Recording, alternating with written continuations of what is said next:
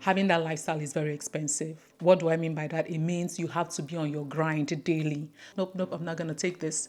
Reported it to HR. Come to find out, this guy, this manager, was a repeat offender, a perpetual repeat offender.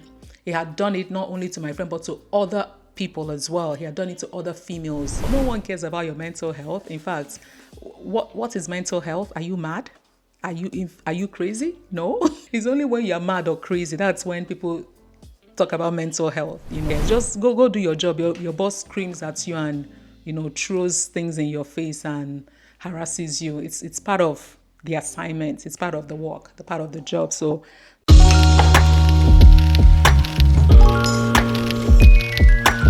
welcome back to Life as a Said podcast. Thank you so much for joining me on this episode. If this is your first time, welcome. And if you're a returning subscriber, welcome back. Thank you so much. Please like, comment, share, subscribe. I really want to hear from you as I share my experience again on living as an immigrant in America. 14 lessons I have learned since I moved to America. Please be patient, be comfortable, grab a warm cup of coffee, popcorn, and just join me on this wonderful adventure as I stumble over my words and just share my experiences with you. Thank you so much for watching. So I'm going to start with number one. Number one lesson I learned is independence is a survival skill. It's a survival skill here. Like, you cannot do much without that. I remember when I first came, like just having to learn, because I wasn't driving, learning to learn the bus schedule, learning to know, how to get off a bus. I mean, in Nigeria, when you get to your destination, if you want to get off the bus, all you have to do is you say to the driver or to the conductor, "Owa." I lived in Lagos, so there's this thing called Owa. Owa, it means there's someone here who needs to get off for the next bus stop, whatever. So that was all I knew. So coming here and having to learn that, oh, wow, okay. So I need to, in most buses, I believe in most US cities, there's this thing, there's like a bell type of thing in the bus where you pull, and then the driver knows you want to stop at, whatever bus stop was upcoming. So yeah, so independence in key, even opening a bank account, going to the store and you just have to figure things out yourself. No one is holding you by the hand. Number two, I have learned that the American dream is real but expensive. Real but expensive. The notion or the misconception we have back home is, America, yes, it's a land of opportunity. There's so much, money. It's a capitalist society. Everything rides on money. True. You can, you can live in a wonderful, beautiful, big mansion, white picket fence, drive the most expensive cars possible. You don't have to be extremely rich, to achieve that type of lifestyle. You don't have to be. However, having that lifestyle is very expensive. What do I mean by that? It means you have to be on your grind daily. Like, you're working 24/7. Like, you're doing things like there is no rest for you, because you buy that big mansion, which of course, if your credit is good, you get the house. If your credit is good, you get the vehicle. If your credit is good, you buy the boat, you buy the motorcycle, whatever. But what that means is it comes with huge monthly payments. So you're working round the clock to ensure you meet up your payments. Because if you don't, it's getting repossessed, right? It's getting taken back by the bank. So while American dream is real, it is expensive. And paralleling, what's the English? Comparing it with life back home in Nigeria, where you have to have a measure of wealth to achieve some of these things I listed, like living in a big house, big mansion, driving cars, because we don't have a credit society back home. So if you need most of those things, you have to work hard, have it in the bank, have the money in the bank before you can go get it.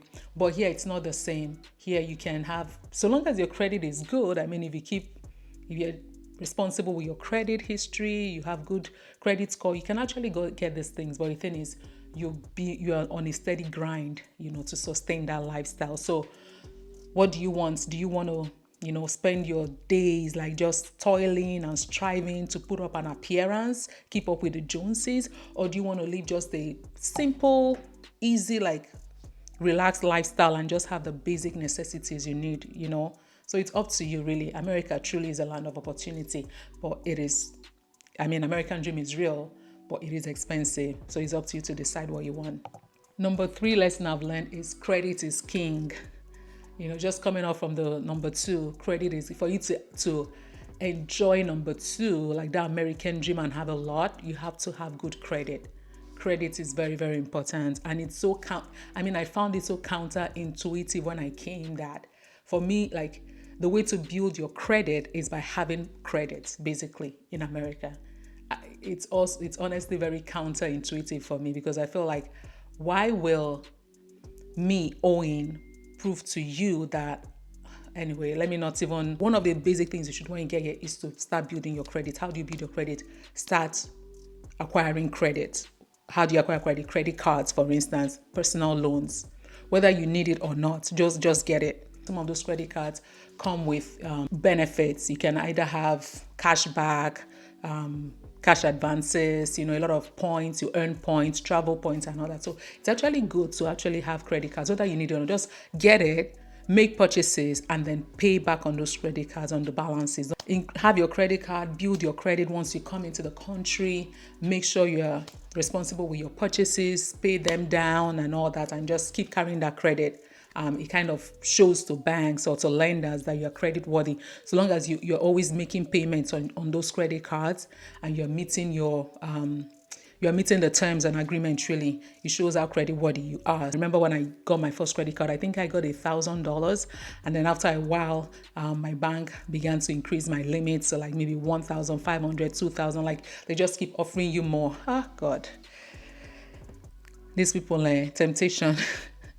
Just collect, they'll give you money, take, yeah, so that's why it's easy for people to like just make purchases on the whim, you see that designer bag, you love it, you just buy it because, yeah, you have the credit card to purchase it, why not, Thanksgiving is coming soon and Black Friday is like, it's one time when there's so much temptation, to use those credit cards and just purchase things, but it's okay if you do that, but just make sure you're making your payments on time. You don't default on payments.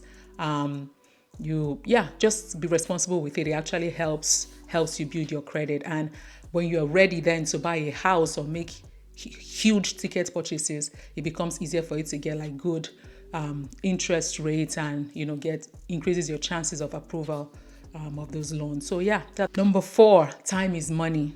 In this country, time is money. Number 1, there's no African time. There is no African time. If it's 2 o'clock, it is 2 o'clock. If it's 8 a.m., it's 8 a.m. There is no African, especially when it comes to your employment.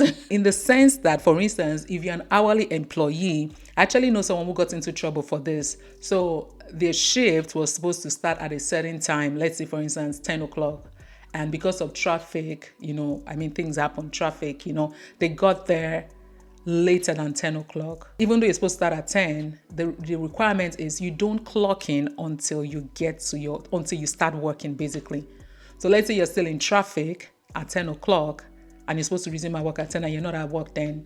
You don't clock in at 10 o'clock just because you're supposed to resume at 10. You have to wait until you get to your location, your place of assignment, your place of work, then you clock in.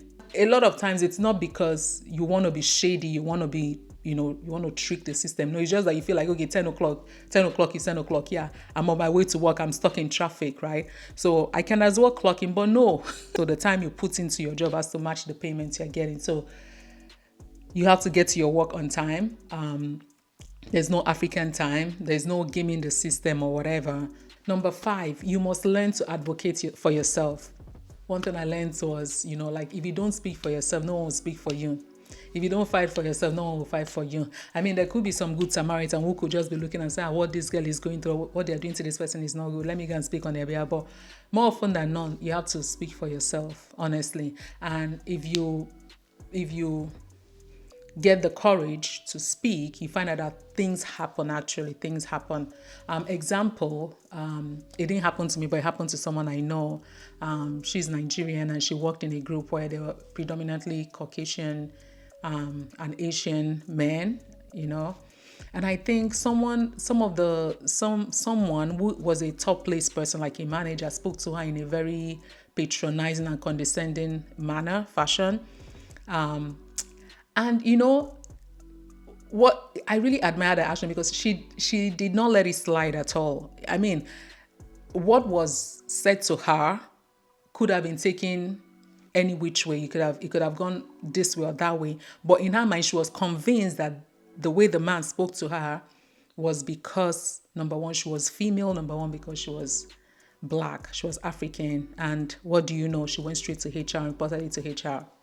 Straight to HR. She wasn't even going to take it. She was like, nope, I'm not going to take this. Reported it to HR. Come to find out, this guy, this manager, was a repeat offender, a perpetual repeat offender. He had done it not only to my friend, but to other people as well. He had done it to other females. Again, my company is a predominantly male, environment. So he had done it to some other female that was in his group that wasn't even black, was maybe Caucasian or Asian, I don't know. But what I'm trying to say is that she spoke, and when she spoke up for herself, HR got involved and they started investigating and realized, okay, this is a systemic issue. This is a real issue with this person. It wasn't like a one-off issue. And what that did as well was, by my friend speaking up, it kind of helped HR build a case against this man. And I don't honestly know what happened to him, what the outcome of this case was, but all I know is that at least it would prevent him or discourage him from continuing the same kind of acts, treating other people, other female or other races, the way he's, treated my friend. So I think advocating for yourself is good, because it will not only help you and protect you, but also protect and help other people coming behind you. So yeah, in this country, you have to advocate for yourself. Don't assume they know. They don't. Even if they know, like, I feel like Americans can be quite polite, such that they don't want to interfere. They don't want to, like us in Nigeria, we know how to give solicited advice. We'll put our mouth where it concerns us, where it doesn't concern us. But for them, yeah, it's different. Like, they just mind their business. So it's up to you, to speak up for yourself and, say what is working for you and what is not. Yeah, that's a really big lesson. Yeah, I learned here. Number 6, relationships take intentional work. Intentional. You have to be intentional about seeing your family, your friends, scheduling like dates, daytime activity or whatever with them. Like back home in Nigeria, where your friend will just, in fact, they don't even call you. Your family, your cousins, aunties, they don't need to call you. They just show up. They just show up at your house and you can't turn them back, right? So, but here it's different. People are, like I said, time is money. People are working, people are on the grind. So if you need to come and visit me, you tell me ahead of time. You text me, you tell me I schedule and know, okay, this so and so person is coming at this time, and then I'm ready to entertain you. That is how it is here. So here, relationships take work. Like if you're not intentional about keeping the relationships, the friendships, or building them, it would, like, you wouldn't have friends. It would scatter. I have friends that live in different parts of the country and we don't see often, not because I don't love them but it's just the time and then the distance and everything. Relationship take time to build and to maintain here. Number 7, mental health is taken seriously. Like mental health is key. Like when I have my one-on-one with my manager, he's asking me, are you okay? Do you need anything? Are you comfortable? Do you feel stressed? All of those things. It's so important here. It's so key. I compare it to when I was back home, when I worked back home. No one cares about your mental health. In fact, what is mental health? Are you mad?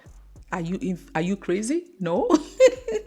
It's only when you're mad or crazy, that's when people talk about mental health. Maybe you're not okay upstairs. That's when it becomes a problem or an issue. But if it's just regular day-to-day, like stressors, anxiety, worry, it's part of life back home in Nigeria. No one cares. Just go do your job. Your boss screams at you and, throws things in your face and harasses you. It's part of the assignment. It's part of the work, the part of the job. So that one, yeah, but here mental health is key, right? People, like even employers don't want their employees to be burnt out, to be unnecessarily stressed. So they try to like make you comfortable. At least most companies, they don't overwork you, except if you want to work, because you have to work to pay bills. So it's almost like even though I'm stressed, I still have to do this work. I need to put in this hours to pay my bills. But again, it's up to you. It's at your own discretion to do that. So I noticed how much attention they pay to mental health here, which is really good and which helps productivity really, so yeah. Number 8, I noticed diversity is big here. Diversity is a real topic of discussion here. There's always this push of, oh, let's build a diverse work environment, let's build a diverse work team, let's build a diverse this, a diverse that. And when I talk about diversity, it's not just racial, it's also sexual identity or sexual orientation. It's also age diversity. Like, there's just so much emphasis on diversity and inclusion so that everyone feels like they're included, either in the work or in the community or in the in church or something. I found it interesting when I moved here how much they talk about diversity back home. Our companies or society isn't honestly focused or centered around ensuring there's a diverse community environment. It's just it's not even there. If there's anything, they try to even make places as homogeneous as possible. I feel like back home, where if you're applying for a job on your resume, you have to put your date of birth, and your date of birth is, I think then for a recent college graduate without experience, if you're above 30, then your chances of getting a job becomes really slim. If you're married, in some cases, your chances are also slim.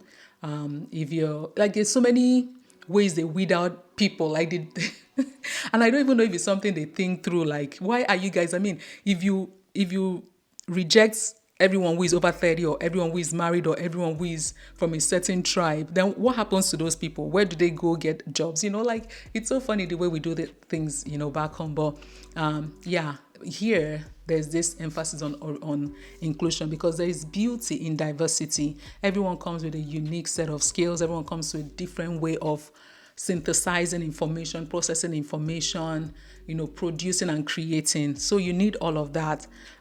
Even someone who you think has nothing to offer has something to offer. They have a point of view, a perspective that you might never have thought of. I work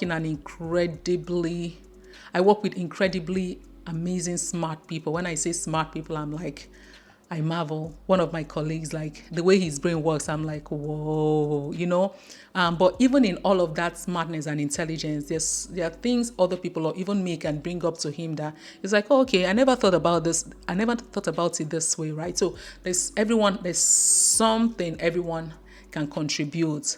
So diversity is important, and I love how diverse this place is, the work community. In some areas, you might find some very homogeneous churches where it's all white or all black, but in bigger cities and in most places, I think churches are encouraging that diversity, like people of all walks of life, culture, race, ethnicity, just coming and all. There's beauty in diversity, honestly. And that being said, there's also a lot of culture shock with that, like having people, different way of doing things, different cultural background, a lot of culture shock. But that's the beauty of this country. I remember the first time I went to New York. Oh my God, I feel like New York is the most diverse place I've been in this country. Oh my God, I loved it. I was like, gosh, what is this? Like, it didn't feel like I was in America. I didn't feel like I was in a white, like, it just felt like a bit of everything. There were Chinese people, there was Indian, there were Russians, there were people from Spain, like, and you could hear from the accent. So that is why I love New York so much. Like, just the freedom, like, you don't feel like you're a minority. You don't feel like you have to fit in. You're just you. I love it. Number 9, homesickness never really goes away. Honestly, you're gonna feel, I've been here for 14 years, like I said, but I still sometimes feel homesick, in the sense that, home is home. I still feel homesick sometimes, even though I haven't been back home in a while, but I still feel like, wow, I still imagine the streets of Surulere or the streets of Akoka, Yaba, where I grew up, or the streets of the streets of VI when I worked in VI, or Lagos Island. And sometimes some of those images come to me and I'm like, wow, home. And I love watching, thank God for YouTube, because I love watching like Nigerian vloggers who like vlog their day-to-day life. I'm like, oh, thank God for you guys, because at least I can live vicariously through them. And I'm like, I feel like no matter how long you've been here, you still don't feel like you fully belong. That is me personally. You still feel like, I don't want to use the word second-class citizen, but I feel like sometimes to exist in some places, you have to try to, African Americans call it code switching. Like, you have to code switch, you have to kind of be a bit like them, like the majority, so that you can fit in. And but in Nigeria, you don't need to code switch. You don't need to. You're just yourself. If you want to speak pidgin, speak pidgin. You want to speak English, whatever, you speak. You're just you. You don't have to explain too much, but here I feel like it's slightly different. You're never fully one of them. That's just what I think, my opinion. Number 10, I learned that hard work doesn't guarantee success. You can work so hard, but it doesn't guarantee you're gonna make it. You're gonna be successful at what you do. But you just have to keep working hard, because that's the only option you have. Some people work 2-3 jobs, they barely rest, and still they're not as successful as they want to be. Success is relative, really. But yeah, hard work doesn't guarantee success. But the thing is, you don't have a choice but to work hard. It's a capitalist society. If you don't pay your bills on time, no one, there's no negotiating. You're going to be thrown out. You're going to be sent packing from your apartment, or your gas, your utility bills, your light is going to be cut off, or your gas. So it's just part of life here. Hard work. The grind, you just keep grinding, just keep working hard. Number 11, self-love is mandatory.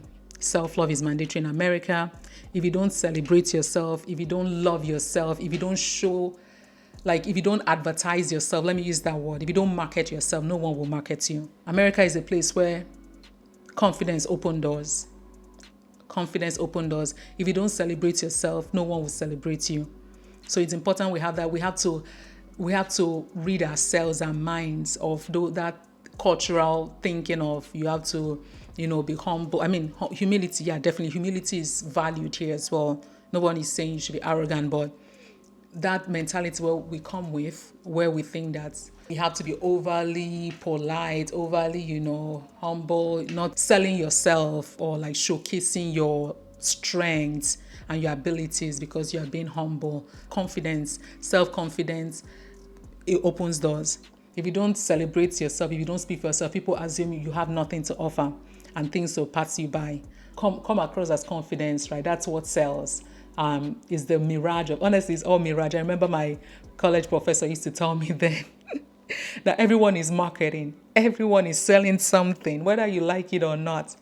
Everyone is selling something. So that person who you think is so smart, so, this and that, they have so many insecurities, they're afraid, but they just have this facade of confidence, marketing themselves, showing up as they want to be perceived, because that is how doors will open for you. So that's one thing I've learned. In Nigeria, being humble, just being like this, subservient to your boss, is what gets you promoted. Here in America, being bold and fearless and just speaking is what gets you seen and promoted. It's just funny how both worlds are different. Number 12, I learned that stability looks different for everyone. Stability looks different. What you consider stable or steady for you might not be that for everyone, for someone else. Some people change jobs as often as their hairstyle. Some people rent, they just keep renting. Some people, here they have something called leasing, where you can lease a vehicle. And with that, you can actually change your car more frequently. You're not buying the car outrightly. I think most leases are for maybe 2-3 years, and you can choose whatever kind of car. I have a couple of some friends from work who actually, lease luxury cars like Mercedes, BMWs, and after 2-3 years, they go swap it for another one for an updated model, and things like that. So yeah, it's up to you. Stability is different for everyone. There's no one yardstick that measures stability. It is what it is for you. That's one thing I noticed here. People are not, comparing, or especially unless if it's we Africans who like to compare lots and compete and all that. But other than that, most Americans are just whatever works for you, works for you. Stability is different for everyone. Number 13, I've learned that silence doesn't mean weakness. Silence doesn't mean weakness. So unlike back home in Nigeria, where if you're silent, you almost be taken advantage of. You just be, tossed around or treated unfairly or whatever.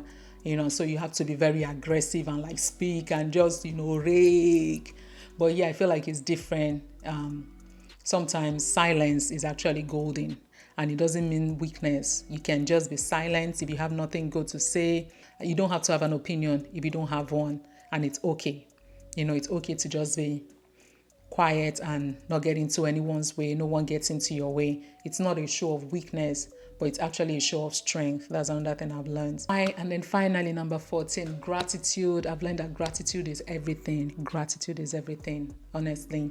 I think back at my toughest moments, my toughest time, some of the things that helped me get out of those situations was just having a sense of gratitude, or just a mentality of gratitude. There was a time I prayed for this. I prayed to be in this position. I prayed to come to this country. I prayed to come for grad school. I prayed to have, everything I have now. So when things get tough, all I have to do is just remind myself that, okay, things are tough now, but they will get better. Remember when you prayed for this, just keep being thankful, keep trusting God, and things will turn around. So that's just basically the way I approach it. I think gratitude is everything, because it's easy to slip into this mentality of, oh God, it's tough. Oh God, what about this? What about that? I don't have this. I don't have that. But if you just maintain a grateful heart, it just reminds you of how far God has brought you, and everything you have. Not everyone has what you have, and no matter how little it is, you should still be grateful. So 14 years in America, it has taught me resilience, courage, and the beauty of reinventing oneself. So I've reinvented myself over these past 14 years. A lot of experiences, a lot of beautiful ones, tough ones, lessons and all that. But it's just the beauty of living in a foreign land and being from somewhere else, basically. So yeah, thank you so much for watching, for listening. Hope you enjoyed this. Please comment. Let me have your comments, and let me know what your experiences have been, wherever it is you live, whether in America or in Canada, UK, wherever you live around the world. Please share with me your own experiences. I really want to hear. And thank you so much. Please like, comment, subscribe, share, and keep coming back for more episodes. Thank you so much. Bye-bye. Adios.